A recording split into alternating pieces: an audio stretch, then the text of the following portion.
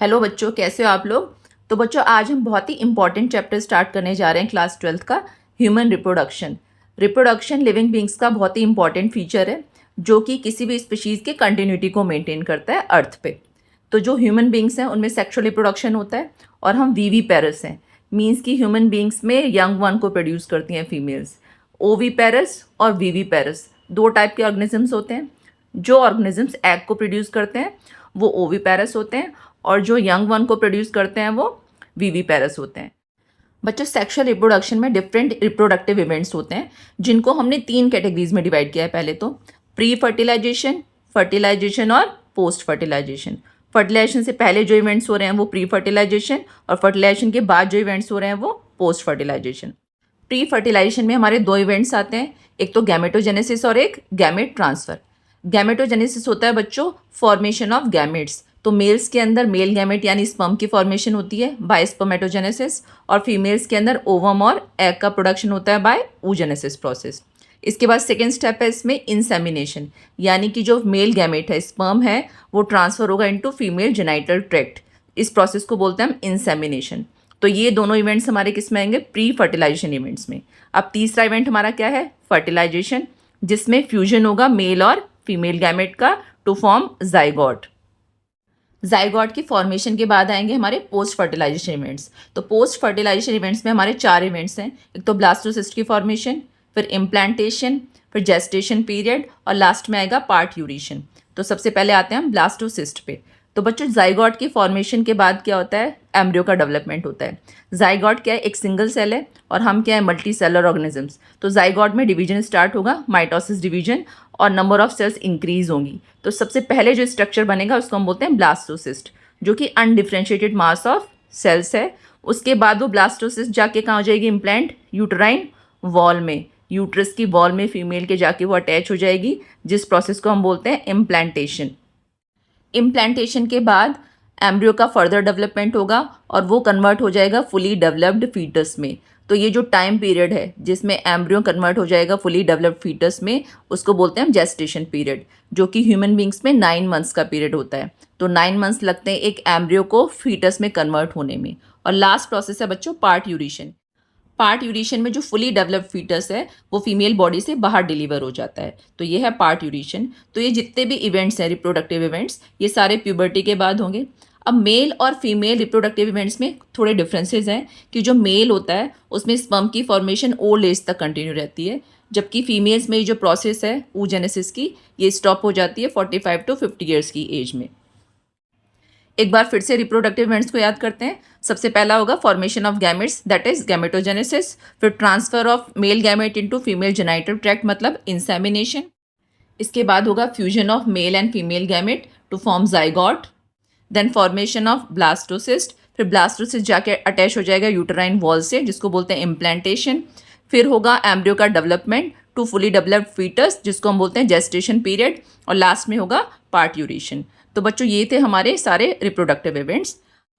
तो बच्चों, इस चैप्टर में हम सारे के सारे रिप्रोडक्टिव इवेंट्स 1 बाय 1 पढ़ेंगे। तो सबसे पहले पार्ट में हम करेंगे male reproductive system and spermatogenesis. दूसरे में हम करेंगे female reproductive system, oogenesis and menstrual cycle. और तीसरे में हम करेंगे fertilisation, embryonic development, implantation and parturition. तो हम अपना चैप्टर स्टार्ट करते हैं। तो सबसे पहला टॉपिक है जो हमारे चैप्टर का, वो है मेल रिप्रोडक्टिव सिस्टम। बच्चों, मेल रिप्रोडक्टिव सिस्टम लोकेटेड होता है पेल्विक रीजन में। इसको हमने 2 पार्ट्स में डिवाइड किया है, प्राइमरी सेक्स ऑर्गन और सेकेंडरी सेक्स ऑर्गन।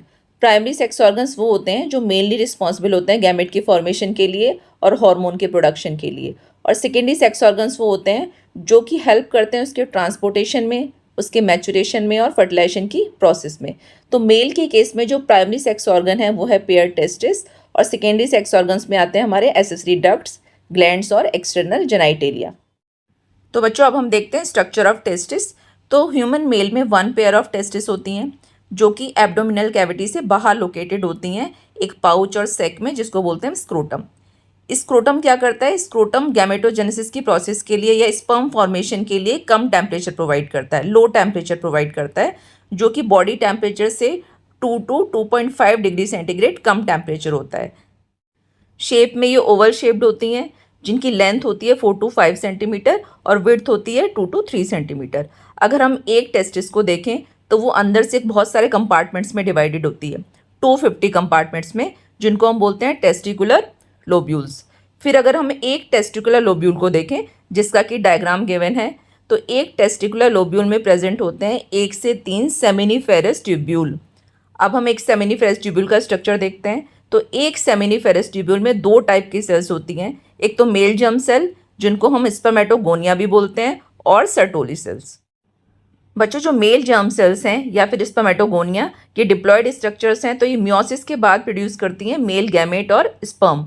और जो सर्टोली सेल्स हैं वो न्यूट्रिशन प्रोवाइड करती हैं इन जर्म सेल्स को और डेवलपिंग स्पर्म्स को। अब ये जो सेमिनिफेरस ट्यूब्यूल्स हैं, इनके बीच में भी कुछ सेल्स प्रेजेंट होती हैं, जिनको बोलते हैं इंटरस्टिशियल सेल्स और लीडिक सेल्स। उनका काम होता है हार्मोन प्रोड्यूस करना, सेक्स हार्मोन प्रोड्यूस करना, that is testosterone in case of males.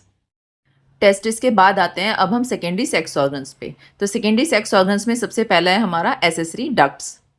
Reproductive system में डक्ट्स का काम होता है गैमेट्स को ट्रांसपोर्ट करना। तो मेल रिप्रोडक्टिव सिस्टम में नंबर ऑफ डक्ट्स प्रेजेंट होती हैं, जो कि स्पर्म्स को यानी गैमेट को लेके जाती हैं टेस्टिस से एक्सटर्नल जेनाइटेलिया तक। तो सबसे पहले तो जो गैमेट्स हैं वो प्रोड्यूस होते हैं सेमिनिफेरस ट्यूब्यूल्स में, जो कि टेस्टिस के अंदर प्रेजेंट हैं। सेमिनिफेरस ट्यूब्यूल से स्पर्म्स जाते हैं सबसे पहले रीटी टेस्टिस। बच्चों, हर टेस्टिस में एक नेटवर्क ऑफ ट्यूब्यूल्स प्रेजेंट होता है, जिनको बोलते हैं रीटी टेस्टिस। तो सेमिनिफेरस ट्यूब्यूल से सबसे पहले गैमेट एंटर करते हैं रीटी टेस्टिस में। इसके बाद वो एंटर करते हैं 10 to 20 वास एफरेंशिया। वास एफरेंशिया ट्यूब्स हैं जो कि 10 to 20 होती हैं नंबर में। इसके बाद वो एंटर करते हैं एपिडिडाइमस। एपिडिडाइमस एक लॉन्ग कॉइल ट्यूब है जो कि टेस्टिस से अटैच्ड होती है। यहाँ पे जो स्पर्म्स हैं वो मैच्योरिटी को गेन करते हैं और मोटिलिटी भी एक्वायर करते हैं, यानी कि फर्टिलाइजेशन के लिए कैपेबल हो जाते हैं। एपिडिडाइमस से स्पर्म्स मूव करते हैं वास डिफरेंस ट्यूब में। वास डिफरेंस फिर जाती है एब्डोमेन में। वहाँ पे सेमिनल वेसिकल जो ग्लैंड है उसकी डक्ट भी उससे ज्वाइन हो जाती है और वो बनाती है कॉमन इजैकुलेटरी डक्ट। फिर कॉमन इजैकुलेटरी डक्ट ओपन होती है यूरेथ्रा में, और फिर यूरेथ्रा मेल गैमेट्स को ट्रांसपोर्ट करता है outside the body through penis. बच्चों, एक बार फिर से हम डक्ट्स देख लेते हैं, कौन कौन सी डक्ट्स प्रेजेंट होती है मेल रिप्रोडक्टिव सिस्टम में। तो सबसे पहले गैमेट प्रोड्यूस होते हैं सेमिनिफेरस ट्यूब्यूल में। वहाँ से वो सबसे पहले जाते हैं रीटी टेस्टिस में, जो कि नेटवर्क ऑफ ट्यूब्यूल्स है। वहाँ से फिर ट्रांसपोर्ट होंगे वास एफ्रेंशिया में, जो कि 10 to 20 है नंबर में। इसके बाद वो ट्रांसपोर्ट होंगे एपिडिडाइमस में, जो कि एक लॉन्ग कॉइल ट्यूब है। एपिडिडाइमस से जाएंगे वास डिफरेंस में। उसके बाद वास डिफरेंस एब्डोमेन में जाएगी। वहाँ पे सेमिनल वेसिकल जो ग्लैंड है उसकी डक्ट भी उससे ज्वाइन हो जाएगी और वो दोनों बनाएंगे common ejaculatory duct. Common ejaculatory duct फिर यूरेथ्रा में ओपन होगी और यूरेथ्रा फिर ओपन होगा यूरेथ्रल मैटस में, which is the external genitalia of males. बच्चों, अब हम करते हैं accessory glands in male reproductive system. तो 3 ग्लैंड्स प्रेजेंट होती हैं मेल रिप्रोडक्टिव सिस्टम में, सेमिनल वेसिकल, प्रोस्टेट ग्लैंड और बल्बो यूरिथ्रल ग्लैंड, जिसको हम कॉपर्स ग्लैंड भी बोलते हैं। इसमें से 2 ग्लैंड्स तो हमारे पेयर्ड है, सेमिनल वेसिकल और बल्बो यूरिथ्रल, और जो प्रोस्टेट ग्लैंड है वो सिंगल होती है। इन तीनों ग्लैंड्स के सिक्रीशन को हम बोलते हैं सेमिनल प्लाज्मा। तो सबसे पहली ग्लैंड है बच्चों सेमिनल वेसिकल, जो कि एक पेयर्ड ग्लैंड है और 60 to 70% ऑफ सेमिनल प्लाज्मा ये कंट्रीब्यूट करती है। इसके लिक्विड के अंदर होता है फ्रक्टोज, जो कि स्पर्म को एनर्जी प्रोवाइड करता है। सेकेंड ग्लैंड है बच्चों हमारी प्रोस्टेट ग्लैंड। प्रोस्टेट ग्लैंड एक मिल्की एल्कलाइन फ्लूइड रिलीज करती है, जिसके अंदर कैल्शियम आयंस और एंजाइम्स प्रेजेंट होते हैं, जो स्पर्म को मोटिलिटी प्रोवाइड करते हैं। थर्ड ग्लैंड है बच्चों बल्बो यूरिथ्रल ग्लैंड और कॉपर्स ग्लैंड। ये ग्लैंड भी पेयर्ड होती है और ये रिलीज करती है म्यूकस, जो यूरिथ्रा का लुब्रिकेशन करता है। इसके अलावा जो एसिडिक एनवायरनमेंट प्रेजेंट होता है यूरिथ्रा में due to presence of urine, उसको भी ये न्यूट्रलाइज करती है। तो बच्चों, हम शॉर्ट में कह सकते हैं कि जो सेमिनल वेसिकल है वो स्पर्म को नरिश करती है, फीड करती है, प्रोस्टेट ग्लैंड उसको एक्टिवेट करती है और बल्बो यूरिथ्रल ग्लैंड उसको लुब्रिकेट करती है। एसेसरी ग्लैंड्स के बाद अब हम करते हैं last topic of secondary sex organs, external genitalia in males. तो मेल्स के केस में एक्सटर्नल जेनाइटेलिया होता है पेनिस, जो कि एक स्पेशल टिश्यू का बनता है, जो ब्लड से फिल हो जाता है, उसका इरेक्शन कॉज करता है, जिसकी वजह से इंसेमिनेशन की प्रोसेस होती है, मीन्स की ट्रांसफर ऑफ मेल गैमेट होता है इनटू द फीमेल गैमेट। जो एनलार्ज एंड होता है पेनिस का उसको हम बोलते हैं ग्लैंस पेनिस, और ग्लैंस पेनिस एक लूज फोर्ड ऑफ स्किन से कवर होता है, जिसको बोलते हैं फोर स्किन और प्रेप्यूज। ग्लैंस पेनिस के टिप पे एक ओपनिंग प्रेजेंट होती है, जिसको बोलते हैं यूरिथ्रल ओपनिंग। जो कि कॉमन पैसेज है यूरिन और मेल गैमेट के लिए। अब 2-3 पॉइंट और एक्स्ट्रा कर लेते हैं बच्चों स्क्रोटम के बारे में भी। तो स्क्रोटम स्पर्मेटोजेनेसिस के लिए लोअर टेम्परेचर प्रोवाइड करता है, 2 to 2.5 degree centigrade lower temperature than body temperature. तो वहाँ पे 2 मसल्स हैं जो टेम्परेचर को रेगुलेट करती हैं, एक तो डार्टस मसल और एक क्रीमास्टर मसल। इसके अलावा जो स्क्रोटम है वो 2 कंपार्टमेंट्स में डिवाइडेड होता है, एक मीडियन सेप्टम के थ्रू जिसको बोलते हैं स्क्रोटल रेफी। अच्छा, एक और स्ट्रक्चर है स्पर्मेटिक कॉर्ड। तो जो टेस्टिस हैं वो स्क्रोटम में सस्पेंडेड होती हैं इस कॉर्ड के थ्रू। स्पर्मेटिक कॉर्ड के थ्रू जो टेस्टिस हैं वो स्क्रोटम में सस्पेंडेड होती हैं। तो ये था हमारा एक्सटर्नल जेनाइटेलिया इन मेल्स। तो बच्चों यहाँ पे हमारा मेल रिप्रोडक्टिव सिस्टम खत्म हो गया है। हम प्राइमरी सेक्स ऑर्गन यानी टेस्टिस का स्ट्रक्चर कर चुके हैं। सेकेंडरी सेक्स ऑर्गन्स में थे हमारे एसेसरी डक्ट्स, एसेसरी ग्लैंड्स और एक्सटर्नल जेनाइटेलिया, तो वो हमने खत्म कर लिया है। अब हम आते हैं गैमेटोजेनेसिस की प्रोसेस में। तो जो मेल्स हैं उनमें जो गैमेटोजेनेसिस होती है उसको बोलते हैं स्पर्मेटोजेनेसिस। स्पर्मेटोजेनेसिस में क्या होता है बच्चों कि एक मेल जर्म सेल जो कि डिप्लॉयड स्ट्रक्चर है वो फॉर्म करती है एक हैप्लॉयड स्पर्मेटोजोआ। तो इस प्रोसेस को हम बोलते हैं स्पर्मेटोजेनेसिस। तो बच्चों ये प्रोसेस प्यूबर्टी की एज में स्टार्ट होती है और ये सेमिनिफेरस ट्यूब्यूल्स के अंदर होती है जो कि टेस्टिस के अंदर लोकेटेड होते हैं। ये प्रोसेस 4 फेजेस में होती है। सबसे पहले क्या है हमारी मल्टीप्लिकेशन फेज, फिर है ग्रोथ फेज, फिर मैचुरेशन फेज और लास्ट है हमारी स्पर्मियोजेनेसिस।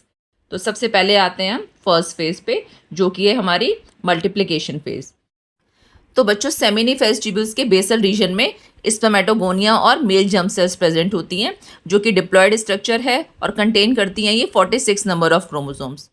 तो ये अपने नंबर इंक्रीज करने के लिए करती हैं माइटोसिस डिवीजन और नंबर ऑफ सेल्स प्रोड्यूस करती हैं। सेकेंड फेज है बच्चों हमारी ग्रोथ फेज।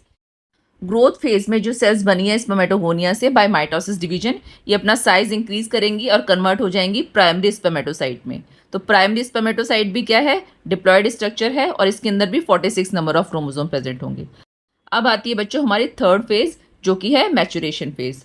तो मैचुरेशन फेज में क्या होगा, जो प्राइमरी स्पर्मेटोसाइट है वो मियोसिस डिवीजन में जाएगा। पहले मियोसिस 1 डिवीजन होगा, फिर मियोसिस 2 डिवीजन होगा। तो सबसे पहले होगा मियोसिस 1 यानी प्राइमरी स्पर्मेटोसाइट 2 सेल्स में कन्वर्ट हो जाएंगी जिनको बोलेंगे हम सेकेंडरी स्पर्मेटोसाइट्स और उनके क्रोमोसोम नंबर रिड्यूस हो जाएंगे। मतलब अब वो डिप्लॉयड स्ट्रक्चर से कन्वर्ट हो गई हैं हैप्लॉयड स्ट्रक्चर में, यानी कि जो सेकेंडरी स्पर्मेटोसाइट है वो कंटेन करती है 23 नंबर ऑफ क्रोमोसोम्स। इसके बाद होगा मियोसिस 2 जिसमें सेकेंडरी स्पर्मेटोसाइट कन्वर्ट हो जाएगी 2 स्पर्मेटिड्स में, यानी कि एक प्राइमरी स्पर्मेटोसाइट से बने हमारे 4 हैप्लॉयड स्पर्मेटिड्स। अब लास्ट फेज है बच्चों हमारी स्पर्मियोजेनेसिस। ये स्पर्मेटोजेनेसिस प्रोसेस की लास्ट स्टेज है।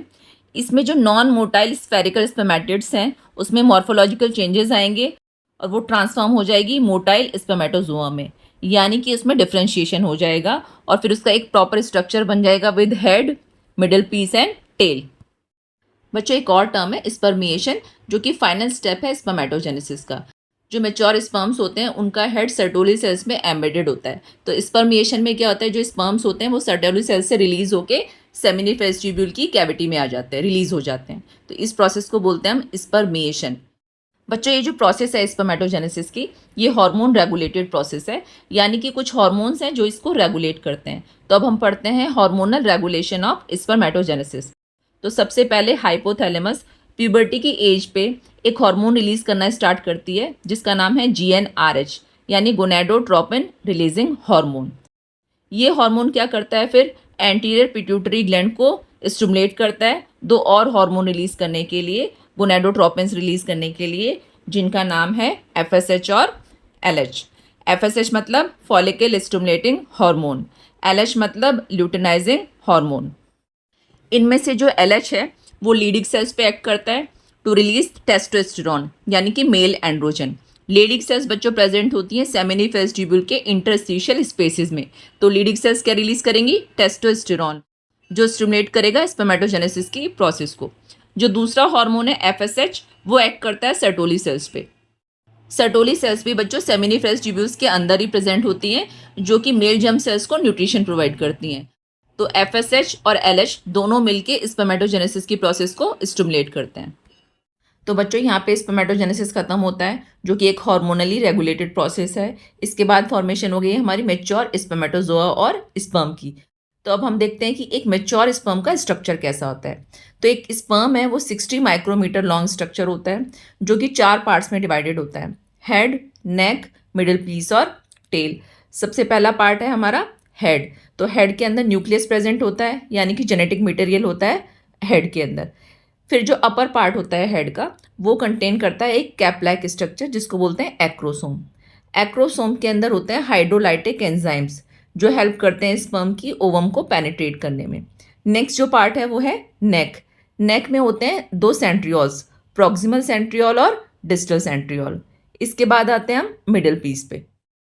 मिडिल पीस में नंबर ऑफ माइटोकॉन्ड्रिया प्रेजेंट होते हैं जो कि एनर्जी प्रोड्यूस करते हैं in the form of ATP. इसीलिए मिडिल पीस क्या है, power house of the sperm. और लास्ट पार्ट है स्पर्म का टेल जो कि मोटिलिटी प्रोवाइड करता है स्पर्म को। तो ये था बच्चों स्पर्म का स्ट्रक्चर। अब हमारा जो मेल रिप्रोडक्टिव सिस्टम है और स्पर्मेटोजेनेसिस प्रोसेस, ये हमारा यहाँ पे खत्म होता है। तो अब हम करते हैं कुछ क्वेश्चंस की प्रैक्टिस। तो बच्चों हमारा सबसे पहला क्वेश्चन है, spermiation is the process of release of sperms from. पहला ऑप्शन है हमारा सेमिनिफेरस ट्यूब्यूल्स, बी है vas deferens, C epididymis, D prostate gland. तो बच्चों स्पर्मेटोजेनेसिस की प्रोसेस को याद करो और लास्ट स्टेप याद करो स्पर्मिएशन, जिसमें क्या होता है कि जो सर्टोली सेल्स में मैच्योर स्पर्म्स का हेड एम्बेडेड होता है, स्पर्मिएशन में वो स्पर्म्स वहाँ से रिलीज आउट होके कहाँ जाते हैं, सेमिनिफेरस ट्यूब्यूल्स में। तो इसका आंसर क्या है, फर्स्ट सेमिनिफेरस ट्यूब्यूल्स, ए है इसका आंसर। अब आते हैं हम सेकेंड क्वेश्चन पे। तो ये है draw a diagrammatic sectional view of seminiferous tubule. बच्चों ये क्वेश्चन बोर्ड के पॉइंट ऑफ व्यू से बहुत ही इंपॉर्टेंट है। ये क्वेश्चन कई बार आ चुका है। यहाँ पे तो इसका डायग्राम पूछा है, दूसरे वे में कैसे आ सकता है कि तीनों सेल्स बताओ, कौन कौन सी सेमिनिफेरस ट्यूब्यूल्स के अंदर सेल्स होती हैं, उनके फंक्शंस बताओ। तो यहाँ पे इसका डायग्राम है, इसमें कौन कौन सी सेल्स हैं। सबसे पहले तो स्पर्मेटोगोनिया यानी कि मेल जर्म सेल्स, उनका फंक्शन क्या है, टू प्रोड्यूस स्पर्म और मेल गैमेट। दूसरी सेल्स कौन सी होती है हमारी, सर्टोली सेल्स, वो क्या करती हैं, वो न्यूट्रिशन प्रोवाइड करती हैं मेल जर्म सेल्स को। और तीसरी सेल्स है हमारी इंटरस्टिशियल सेल्स और लीडिंग सेल्स। लीडिंग सेल्स का काम होता है मेल सेक्स हार्मोन रिलीज करना, यानी कि टेस्टोस्टेरोन हार्मोन रिलीज करना। अब आते हैं हम अपने थर्ड क्वेश्चन पे। तो यहाँ पे बच्चे एक फ्लो चार्ट गिवन है, किसका है ये, याद करो, हार्मोनल रेगुलेशन ऑफ स्पर्मेटोजेनेसिस। यहाँ पे कुछ ब्लैंक स्पेसेस भी गिवन है, A B C D markings given है। तो हमारा फर्स्ट क्वेश्चन हम रीड करते हैं। फर्स्ट क्या है हमारा, state the function of Leydig cells. ये हमने अभी जस्ट किया है बच्चों कि सेमिनिफेरस ट्यूब्यूल में जो लीडिंग सेल्स होती हैं उनका फंक्शन क्या होता है, उनका फंक्शन होता है टेस्टोस्टेरोन हार्मोन रिलीज करना। अब आते हैं हम बी पार्ट। बी पार्ट से पहले हम सी पार्ट कर लेते हैं एक बार। Observe the chart carefully and fill in the blanks A B C D. तो बच्चों यहाँ पे ए क्या है, लीडिंग सेल्स क्या रिलीज करती हैं, टेस्टोस्टेरोन हार्मोन। और बी पार्ट है हमारा स्पर्मेटोजेनेसिस, यानी कि वो स्टिमुलेट करती है स्पर्मेटोजेनेसिस की प्रोसेस को। अब हम दूसरी साइड आ जाते हैं। FSH हमारा एक्ट करता है सर्टोली सेल्स पे, तो सी है हमारा सर्टोली सेल्स, फिर फैक्टर्स स्टिमुलेटेड, और डी है हमारा स्पर्मियोजेनेसिस। ठीक है, तो ए बी सी डी में ए क्या है हमारा, टेस्टोस्टेरोन हार्मोन, बी है हमारा स्पर्मेटोजेनेसिस, सी है हमारा सर्टोली सेल्स, और डी है हमारा स्पर्मियोजेनेसिस। अब आते हैं बी पार्ट पे। How are processes B and D different from each other. तो जस्ट अभी किया है हमने, बी क्या है हमारा स्पर्मेटोजेनेसिस और डी क्या है हमारा स्पर्मियोजेनेसिस। दोनों प्रोसेस डिफरेंट कैसे हैं, बी मतलब स्पर्मेटोजेनेसिस, ये क्या है, ये वो प्रोसेस है जिसके थ्रू स्पर्म्स की फॉर्मेशन होती है। और डी है हमारा स्पर्मियोजेनेसिस, इसमें क्या है, जो इमेच्योर स्पर्म होते हैं यानी स्पर्मेटिड्स हैं, वो मेच्योर होकर किस में कन्वर्ट होते हैं, स्पर्मेटोजोआ में कन्वर्ट होते हैं डिफ्रेंशिएशन के बाद। अब इस क्वेश्चन के लास्ट पार्ट पे आ जाते हैं। How is the gametogenesis in male different from that of the females in humans. तो बच्चों हम स्पर्मेटोजेनेसिस कर चुके हैं, लेकिन अभी हमने oogenesis नहीं किया है। तो नेक्स्ट वाले पार्ट में हम क्या करेंगे, oogenesis भी करेंगे। तो ये आप लोग का होमवर्क है, नेक्स्ट वाले पार्ट में हम सेम क्वेश्चन करेंगे। तो देखते हैं कि आप लोग को पता है या नहीं है। चलो अब हम आते हैं नेक्स्ट क्वेश्चन पे, क्वेश्चन नंबर 4। नेक्स्ट क्वेश्चन है हमारा, why does failure of the testes to descend into the scrotum produce sterility. तो स्टेरिलिटी क्यों होती है, क्योंकि स्पर्मेटोजेनेसिस की प्रोसेस नहीं होती है, क्योंकि स्क्रोटम लो टेम्परेचर प्रोवाइड करेगा स्पर्मेटोजेनेसिस के लिए। अगर टेस्टिस उसमें प्रेजेंट नहीं होंगी तो स्पर्मेटोजेनेसिस की प्रोसेस नहीं होगी, और कैसा होगा, मेल स्टेराइल होगा। अब बी पार्ट पे आते हैं इसके। बी पार्ट है, where is acrosome present in humans. तो ये हमारा लास्ट टॉपिक था इस पार्ट का। एक्रोसोम प्रेजेंट होते हैं स्पर्म के हेड पे, और उसके अंदर प्रेजेंट होते हैं हाइड्रोलाइटिक एंजाइम्स जो हेल्प करते हैं स्पर्म की ओवम को पेनिट्रेट करने में। तो बच्चों ये पार्ट 1 था हमारा। पार्ट 2 में हम फीमेल रिप्रोडक्टिव सिस्टम, oogenesis और मेंस्ट्रुअल साइकिल करेंगे।